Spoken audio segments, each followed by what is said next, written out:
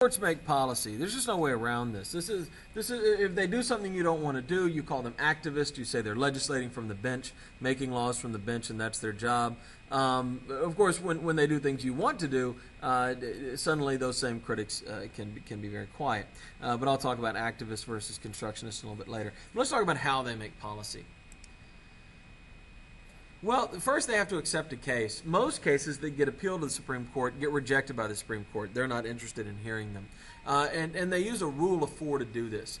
4 justices have to vote to take the case. Of course, 5 justices have to vote for the case to win. So 4 justices can get the case to the court, but 5 are going to be required for the ruling for the lower court decision to be reversed. By the way, if the court agrees with the lower court's ruling, they have no reason to take the case. So it doesn't mean the case isn't important, it just means that they agree with what the lower court had said.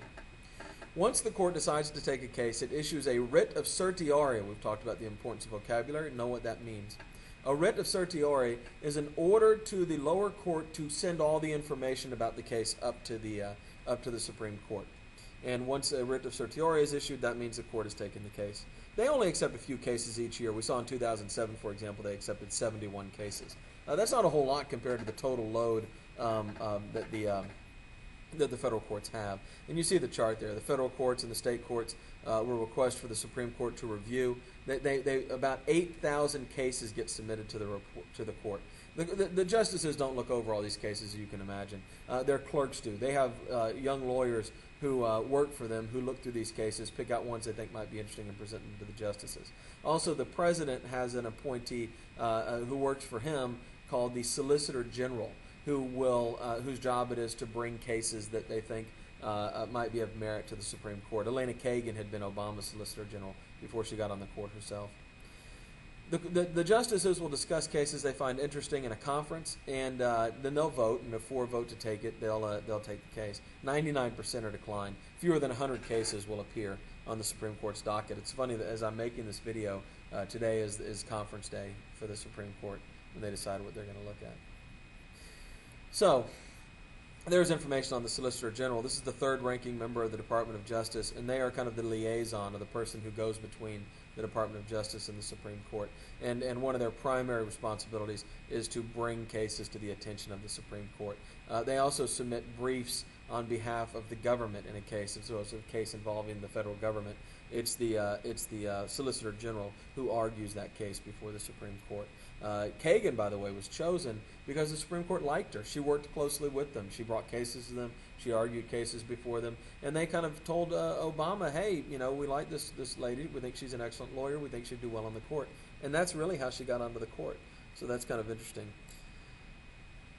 Oral arguments are heard by the justices. Nobody goes up to the stands. There's nobody in the room with them. This is not like a TV courtroom. The movie Amistad, which has some positive points, don't get me wrong, shows it as if it's like a Law and Order courtroom. It's not like that at all.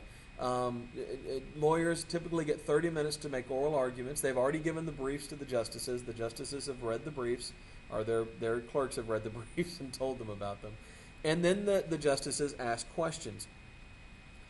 After asking questions of the attorneys, the justices will retire and they'll discuss the case. And this is kind of interesting.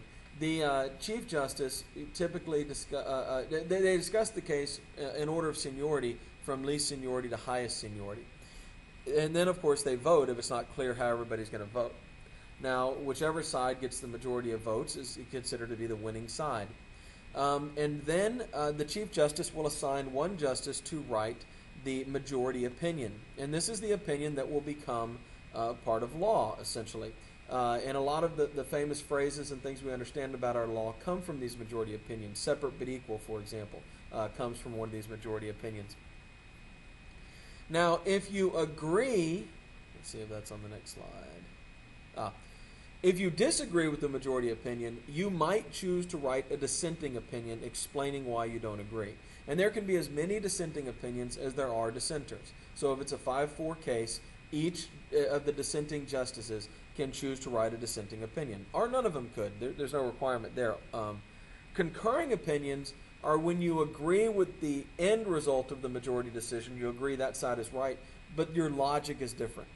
So we both agree that Brown is right, but I think your logic is wrong and there's better logic, so I'll write a concurring opinion. We both agree this side should win, but we have different reasons for why we think that. Virtually all Supreme Court decisions are issued stare decisis, which is Latin for let the decision stand. And this means that the ruling becomes precedent. So when other courts look at cases, they refer back to the Supreme Court decision as basically as law. I mentioned when we talked about elections in the 2000 election, when the Supreme Court issued the controversial Bush v. Gore decision, they ruled that it would be non-stare decisis. It would not serve as precedent. Nobody should ever look to it as a precedent, which is one of the reasons why that decision has been so heavily criticized. If you thought you were so right, why didn't you make this precedent? So anyway, precedent is how similar cases were decided in the past. And the Supreme Court can't overrule precedent. Brown overruled the precedent of Plessy. Original intent is the idea that the Constitution should be viewed according to the original intent of the framers. And if you rule based on original intent, meaning you sit down in every case and you say, what would the framers of the Constitution want? You're called a constructionist. And conservatives for a long time argued this is how the Constitution should be viewed, or court cases should be viewed. In fact, Clarence Thomas issued a fascinating decision involving a case of a girl who had been searched in her high school, strip searched by a male administrator in her high school looking for drugs, and she sued saying that was inappropriate. A female should have stripped her and male shouldn't have been around. And Clarence Thomas said that the people who wrote the Constitution never could have imagined a girl in a school being accused of carrying drugs, so therefore it was okay for the government to do it because the people who wrote the Constitution couldn't imagine it happening. They couldn't have possibly meant to ban it. That's kind of an extreme example of constructionism, but there it is. The opposite of this is called activism, and this is where the Supreme Court essentially looks at the case on its merits and doesn't concern themselves with what has come before or what historical attitudes have been. Now, I mentioned before that if activism goes against something you like, for example, the Brown versus Board of Education decision, which was activist, it changed policy and law, and it clearly wasn't what the founders intended. It was viciously attacked for generations by people who didn't agree with segregation in schools. Ironically enough, the Citizens United decision, which is the one that said corporations can spend unlimited amounts of money on elections and that corporations are people, it's simplifying the case, but basically was incredibly activist as well. But the same people, many of the same people who had been criticizing the activist court of Warren and the Brown versus Board of Education court didn't seem to have any problem with that activism. So activism is kind of in the eye of the beholder. If I agree with it, it's okay. If I disagree with it, you're being an activist judge. How and whether court decisions are translated into actual policy is called judicial implementation. Well, how does the court implement a decision? They can't. They don't have any real authority to do this. So they have to depend on other groups to implement it. The interpreting population are the other judges. They have to interpret the Supreme Court's ruling correctly and apply it to other cases. And if other judges don't want to do that, there's not much the Supreme Court can do. The implementing population is the people who have to carry out the decision. So if the court rules that the federal government must do this or that, if the bureaucracy or the president or whoever doesn't do it, there's not much the court can do. Famously, you have the case of Andrew Jackson being told by John Marshall that he couldn't evict the Cherokee from Georgia. And Jackson is reported to have said, Mr. Marshall has made his decision, now let's see him enforce it. And he removed the Cherokee anyway on the Trail of Tears.